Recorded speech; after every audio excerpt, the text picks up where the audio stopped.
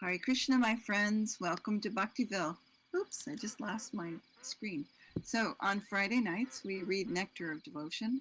Tonight, we're going to take a little detour to put some of this reading into perspective, philosophically and practically. Srila Rupa Goswami has been writing about Bhakti Rasa, and at times it seems intangible. So let's fix that. I'll be using the slide viewer exclusively tonight, and we'll put copies of them on our Facebook page after we're finished for people to refer to. So with that, let me offer my obeisances. Panchakalpatarubhyascha Kripasindhubhya vacha Patitanam pavanebhyo Vaishnavebhyo namo namaha. Namo Om Vishnupadaya Krishna Prashtaya Bhutale Srimati Bhaktivedanta Swami Namani. Oops, I forgot to say the English for the first one. I offer my respectful obeisances unto all the Vaishnava devotees of the Lord. They are just like desire trees, who can fulfill the desires of everyone, and they are full of compassion for the fallen conditioned souls. And I offer my respectful obeisances unto His Divine Grace, A.C. Bhaktivedanta Swami Prabhupada, who is very dear to Lord Krishna on this earth, having taken shelter at his lotus feet. All right, so Bhakti Rasa. Oops, there it is. So this is a compilation of a couple of things that I've put together tonight. It's Bhakti Rasa as described by Srila Rupa Goswami in Bhakti Rasamrita Sindhu, by Srila Vishwanath Chakravarti Thakur in Bhakti Rasamrita Sindhu Bindu, which is a drop of the Nectar of Devotion, and by our beloved Guru, A.C. Bhaktivedanta Swami in Nectar of Devotion. So it's a little bit of here, a little bit of there, but all put together. So this first definition is pretty dense, as I was saying, but we'll go through it piece by piece. So Bhakti Rasa defined: when Krishna Rati, or in other words, Sthayi Bhava, the permanent emotion of the heart, in one of the 5 primary relationships of Shanta, Dasya, Sakya, Vatsalya, or Madhurya, becomes exceedingly tasty for the devotee by virtue of the elements known as Vibhava, Anubhava, Sattvika Bhava, and Vyabhichari Bhava, reduced through the medium of Shravana, Kirtana, and so on. It is called Bhakti Rasa. In other words, when the Sthayi Bhava, or Krishna Rati, mixes with Vibhava, Anubhava, Sattvika Bhava, and Vyabhichari Bhava, and becomes fit to be tasted in the heart of the devotee, it is called Bhakti Rasa. So you may not remember all of these terms, but we have read all of these terms in our reading up to now. So let me just go through them piece by piece so that we can put this whole thing together. So Krishna Rati, it means attachment or fondness for Krishna. And Bhakti, we know, is devotional service to God, to Krishna. And Rasa is the mellow or the loving mood. And Bhava is the transcendental love of God, Krishna. So there are 5 essential ingredients of Rasa. First one is Sthayi Bhava. And Prabhupada defines that as fervent ecstasy, or it is also described as the permanent emotion of the heart in one of the 5 primary relationships of Shanta, Dasya, Sakya, Vatsalya, Madhurya. So that's peaceful, servant, friendship, parental, and conjugal loving. And the second one is Vibhava. Prabhupada says it's a special symptoms or causes of ecstasy, also defined as causes for tasting Bhakti Rasa. Third one is Anubhava. Prabhupada calls it subsequent ecstasy, also defined as the actions which display or reveal the spiritual emotions situated within the heart. The fourth one is Sattvika Bhava. Prabhupada calls it constitutional or existential ecstasy, also defined as when the heart is overwhelmed with emotion. And the fifth one is Vyabhichari Bhava. Aggressive ecstasy is what Prabhupada calls it, also described as internal spiritual emotions. So I want to go through each one of those 5 essential parts. Oops, too far. And I want to go through it in the way that Srila Rupa Goswami is describing each one of these secondary rasas that we've started reading. So we read Hasya, and then we read the Vira, and so we're starting to go through those. And that's why I decided to take this little detour, because as we're reading, it seems like he's just randomly listing off all of these things. And what the heck are all these things? So this is his method. And I'm going to go through his method of describing those things, the sequence of his descriptions. So he starts out with Vibhava. And Vibhava has 2 sections to it. Alambana, that in which rati is tasted, and Udipana, that which stimulates rati. But Alambana is also separated into 2 parts. Vishaya Lambana, the object of rati, or Krishna, and Ashraya Lambana. I can't even see that. It is so tiny. I hope that you can see that. Okay, the reservoir of rati for the devotee. And sometimes you can see it fine. Okay, good. So vibhava are the causes of how the pure devotee is experiencing this. So alambana, the object of basic ecstatic love, is Krishna and sometimes his devotee. And udipana are the objects connected to Krishna, which arouse one's spiritual love for him and cause that love to be transformed into rasa. So vibhava are the causes, sthaya bhava is the rasa that they're in. So then he starts to describe the anubhava, the subsequent ecstasy, and there are 13. I'm not going to read the Sanskrit for all of these, but they are dancing, rolling on the ground, singing, loud crying, writhing of the body, roaring, yawning, breathing heavily, giving up, concern for public image, salivating, loud laughter, staggering about, and fits of hiccups. And Jiva Goswami added to that smiling. So these are the anubhavas, the subsequent, what happens right off the bat when this event happens. This is the subsequent ecstasy. But there's more. So Sattvika Bhava. Okay. Bhaktimimulus asks, the Gita talks about trance and samadhi. How are they related to this? So these are the symptoms of someone who is a pure devotee, most likely in Krishna Loka, but also here, who has an experience with Krishna, and these ecstasies occur. I would think that trance and samadhi, if the person is a pure devotee, that these qualities would also be exhibited. Although some devotees, Srila Prabhupada, for example, never exhibited these symptoms. He was very controlled. I saw him cry once, and that's the only time I ever saw any exhibition of any of these symptoms. So does that answer your question? Okay. All right. Sattvika Bhava.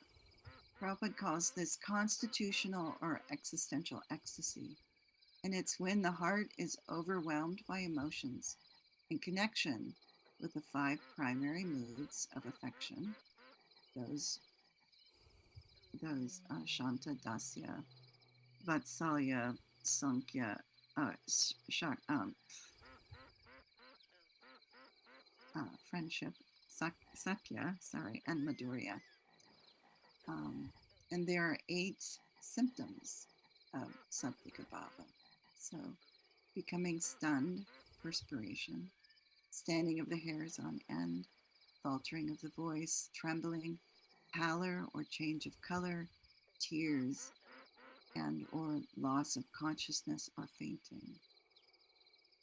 Okay, Bhakti has something to say here.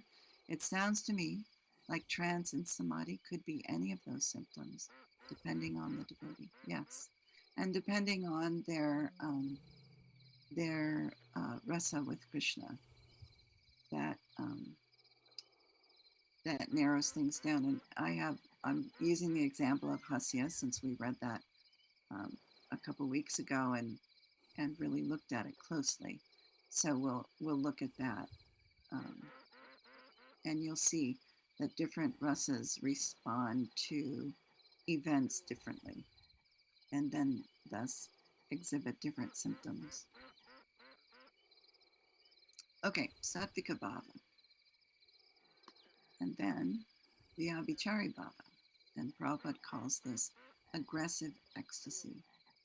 There are 33 internal spiritual emotions which emerge from the nectarian ocean of Sthayi Bhava, the rasas that define us, cause that to swell and then merge back into that ocean. These include emotions like despondency, jubilation, fear, anxiety, and concealment of emotions. There are many divisions and subdivisions of these emotions.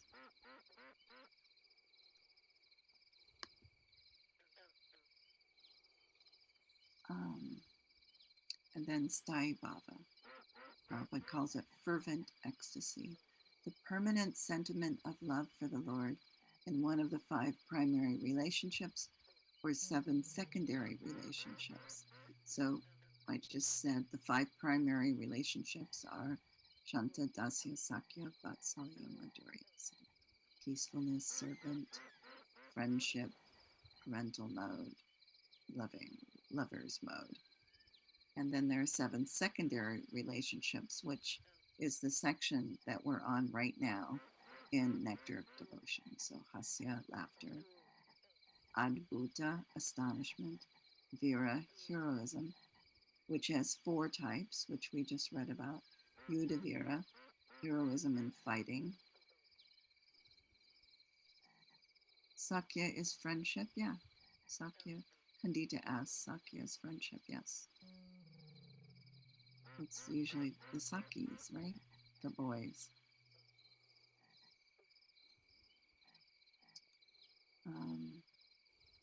So Dhanavira, heroism in giving charity. Dayavira, heroism in compassion. And Dharmavira, heroism in religious principles. Karuna, or compassion. Rodra, anger. Bhayanika, fear. And Vibhatsa, disgust. So those are the 5. Those are the 5 essential ingredients of rasa.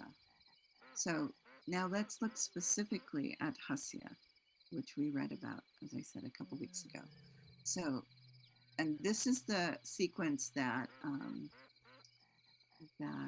Rupa Goswami uses. He starts out with vibhava, the causes. So, alambana, the object, that in which the rasa is tasted. So Krishna is the object. His activities give rise to laughter, or a person connected to him who stimulates the laughter. 5, udipana, the stimulus, or that which stimulates the rati, the love. So humorous words, clothing, and behavior of Krishna, also the words and gestures of persons connected to him. And then anubhav, subsequent ecstasy. So something's happened, and now this is how people are reacting. They're quivering of the nose, lips, and cheeks. And then the Sattvika Bhava, Pandita says, this is so, so deep. It is, isn't it? It's, um, the thing that I really appreciate about reading direct translations of the Goswami's writings is that they just they just dig down further and further and further, and find all the different parts of each thing that goes on, and it's so wonderful. It's just so wonderful. Bhaktivinoda says they have studied spirit to at least the same level as the West has studied science. Yes, I agree. I agree. All right, so Sattvika Bhava. So when the heart is overwhelmed by emotions, and Rupa Goswami doesn't get specific at this point, he just says that several are possible. And then the fourth one, Vyabhichari Bhava, internal spiritual emotions, jubilation, laziness, and concealed feelings. And then the fifth one, Sthaya Bhava, which is the permanent sentiment of love, the rasa that the person is established in. So, Bhakti asks the question, do you remember reading that burping is a sign of love of God? Yes. And also yawning. So these are different. I think that's that list of 64 that all those kind of wonky ones are in. So, okay, so this is the section where I was saying that people who are in different rasas experience the event differently. So sages and confidential friends will react with a slight smile, and we went through these different kinds of laughter. A slight smile, smita, a smile with teeth slightly visible, hasita. The elderly, messengers or servants, there might be audible laughing, vihasita. Nose swells and the eyes squint, avahasita. And children might react with laughter with tears in the eyes and shaking shoulders. Oh, I didn't put the name of that in there, sorry. Or laughter combined with clapping the hands and bending the body. Just kind of bent over hilariously, atihasita. So let's look at something and how that all works. So this is my own little illustration. So first, there's the permanent sentiment of love or rasa, sthaya bhava. So that's those 5. And then there's an event or something that causes it. And this can happen. It doesn't have to be exactly this, but it can also, Prabhupada alluded to that this can happen from Shravana, Kirtana, Smarana, any one of those different kinds of bhakti that we are involved in could be the trigger, could be the event that causes this. So here I just used Krishna tells a joke, because he does tell some good jokes. So that's the vibhava, the cause, and it's udipana because it's Krishna. Can a saintly person be an event? Bhaktivinoda asks. Yes, because they are going to cause you to remember. So that's going to fall into smarana. Okay. All right. So then the devotee, the person this is happening to, sees this event or hears this joke. So that's the vibhava alambana. And then they react. Then these ecstatic symptoms start happening, like a waterfall. Things start happening. So 4, quivering of the nose, lips, and cheeks, the Anubhav. And then 5, their heart is overwhelmed by emotion, Sattvika Bhav. And then 6, jubilation, laziness, concealed feelings, Vyabhichara Bhav. So, and then I already said this, but I thought I'd say it again. So different rasas experience it differently. So sages and confidential friends, slight smile, smile with teeth slightly visible, elderly messengers or servants, audible laughing, nose swelling, eyes squinting. You can see it, right? You can see your grandmother sitting there just shaking her head, and her eyes are squinty, and she's just shaking her head. So you can see that. And then children, laughter with tears in their eyes and shaking shoulders. They're just, and then they're falling over, they're clapping their hands and bending their body and just absolutely overwhelmed with how funny, how wonderful this is. So let's read this definition that I read at the very beginning with all of this information that we've just looked at. Again, let's read this again and see if it makes sense. So when Krishna Rati, or in other words, Sthai Bhava, the permanent emotion of the heart in one of the 5 primary relationships of Shanta Dasya, Sakya, Vatsalya, or Madhurya, becomes exceedingly tasty for the devotee by virtue of the elements known as Vibhava, cause, Anubhava, subsequent ecstasy, Sattvika Bhava, constitutional or existential ecstasy, and Vyabhichari Bhava, aggressive ecstasy, induced through the medium of Shravana, Kirtana, and so on. It is called Bhakti Rasa.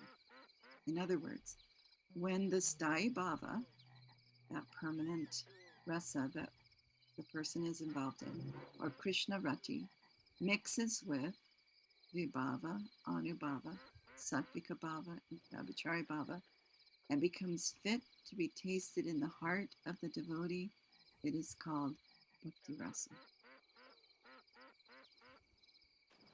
And that's my presentation for this evening.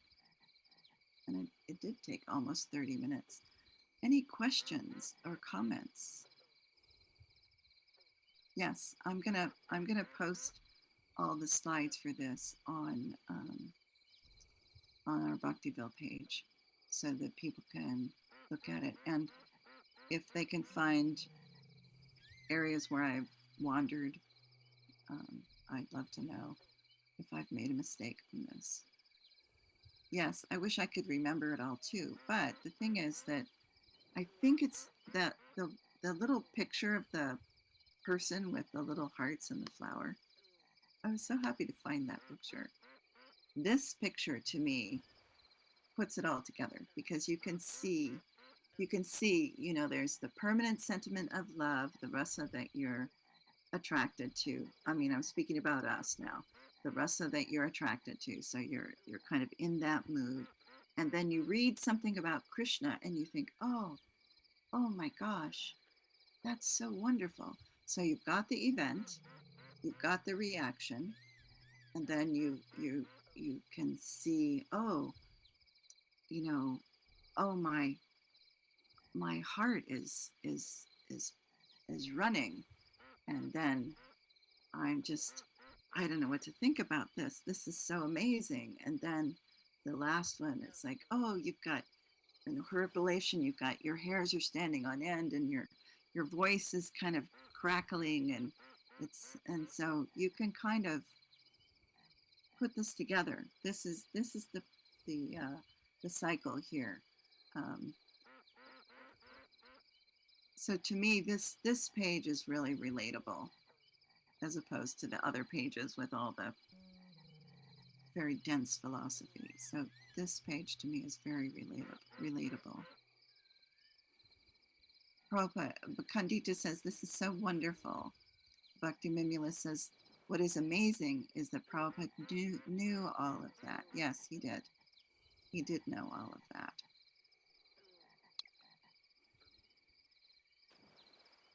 You're welcome. You're welcome. I hope it was. And the thing is that we've had this. I mean, Candita and I, right, have been reading Nectar of Devotion forever. And I never put these things together like this. And it took me 2 weeks to put this together because I really wanted to do it. And I was reading various sources to try and understand it.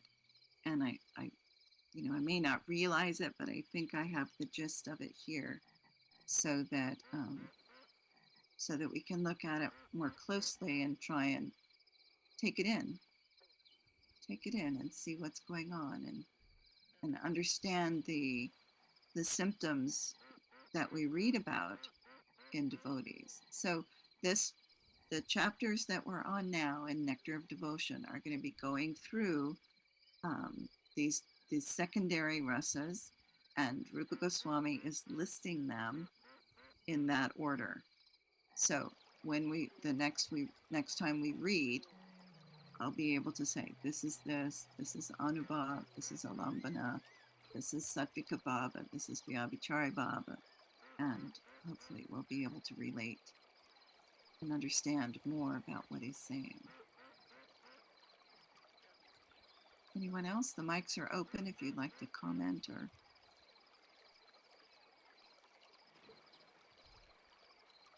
Bhakti says, would you say that Bhakti Rasa is the most general? Bhakti Rasa is on a scale. It's almost the top of the bhavas. I have to look. My speech is messing up. Sorry. So Bhakti Rasa is not the most general, but it is not it's not the highest, but it's the most. I would say it's the most relatable.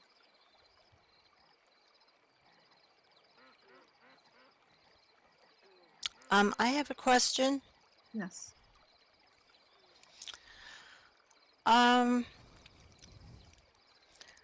After we leave this body, and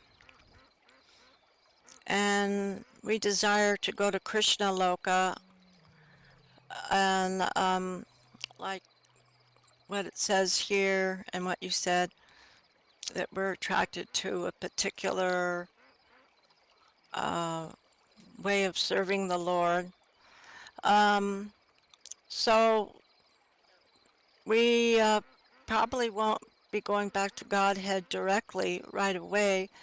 And so is it true that we take birth in another material universe, but at a time when Lord Krishna is appearing there, and take birth in the womb of a gopi, and we are further trained? And so I was wondering, when we're being further trained, and I don't know if you know this or if anyone does, but when we're being further trained, are we aware that we're being trained? Or are we just in the pastime and just following? Or I don't know. Like, are we aware of it? Let's say we're attracted to serving in the mood of friendship. So we find a particular friend of Lord Krishna and serve him, and like, is there like mentorship, like that this the associate of the Lord is like instructing us like that? Or Right. I don't know. That's a couple of questions all in one. So yes, I have heard that Like you We do this, and this is how you do that, such that thing, and Krishna likes things this way, and so okay, I think sorry. my impression is that um, as a pure devotee, which is why you would be going to this pastimes of Krishna here in the material world, doesn't really matter whether you feel that you're being trained or not, because you're so involved with your service and the relationship. I mean, think of all of the people who were in Krishna's pastimes here. They weren't thinking, oh, gee, I wonder if I'm being trained to do this. They were just like, oh, Krishna is the best. Oh my God. And he wants food. I'm going to go get him some food right now, you know? So they weren't thinking, oh, I wonder what he likes, I wonder, there's no wondering. It's all just boom, right there. Um, Like But I super mean, excited to do whatever what a Krishna wants and not really thinking about it. right. They're completely immersed in it. So, but okay. then the idea of having a guide, there is this thing, let me see if I can reach it on my bookcase. There is this thing that some groups do called, nope, that's not it. Um, Hang on, I'm going through my book. Okay, it's called Ekadash Bhav, and there are 11 qualities of a person that they can focus on in their meditations. And in some not sampradayas, but in some ashrams, not ISKCON, but in some ashrams, people are given this information from their guru to meditate on, to find their um, spiritual, either find their spiritual form or define their spiritual form. And the 11 um, the 11 qualities are your name, your form, which includes your bodily color, your age, what you wear, your relationship to Radha and Krishna, what group you're in. Are you in the group with Samba, or are you in the group with Tulsi? Are you in the group with, you know, who is the leader of your group? Um, what are your orders from that leader? What is your service to Krishna according to your desire? What is your service to Krishna? What is your highest ambition um, to serve Krishna? Who is your mentor? And where do you live? So these are all things part of this Ekadash Bhav that some people are given or some people meditate on to help define their sambandha, their relationship with Krishna. Really? Uh-huh. So Bhakti So says, you approach your guru and ask him what yes, what is it? you would But say, what oh if you my don't God. know? But what if you don't know yet? Well, so I know this one guy who was given Ekadash Bhav by his guru. And I was so excited. It's like, oh my God, you did? He goes, yeah, I never did anything with it. And he's older than I am. It's like, what? For over 50 years, you've been sitting on this and not doing anything with it? What do you Um, mean doing it something with it? What do you? like I don't understand.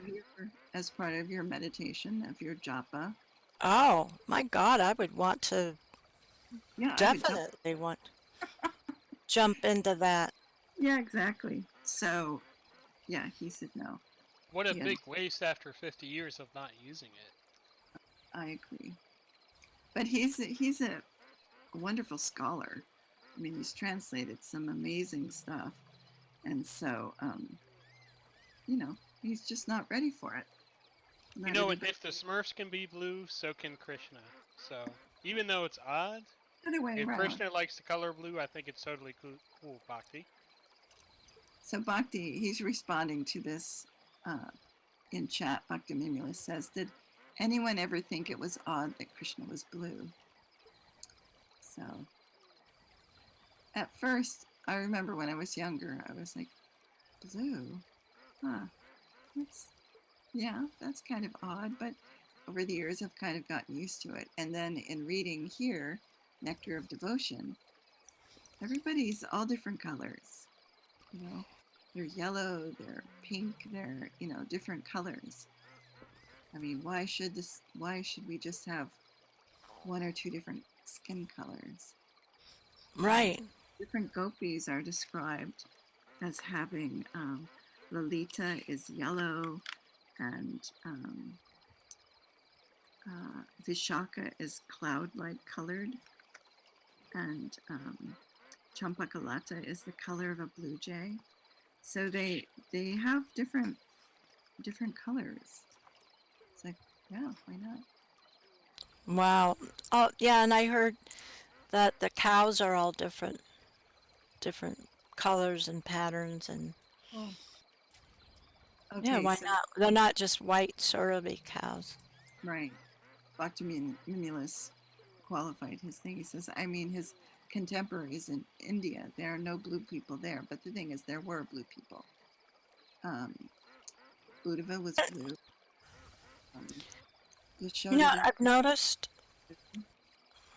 there is were, that Indians, a lot of them, like even right now, they have, many of them have sort of a bluish, dark bluish tint, like around the eyes and maybe around the lips. Um, just like Chinese, have sort of a yellowish tinge. And then Native American Indians, a little bit reddish. Like this is like left over, um, I suppose. But anyway, I don't know if anyone's noticed that, but as an artist, I do. It's a little bit. sure, you notice the color. Bhakti, I'm also pink.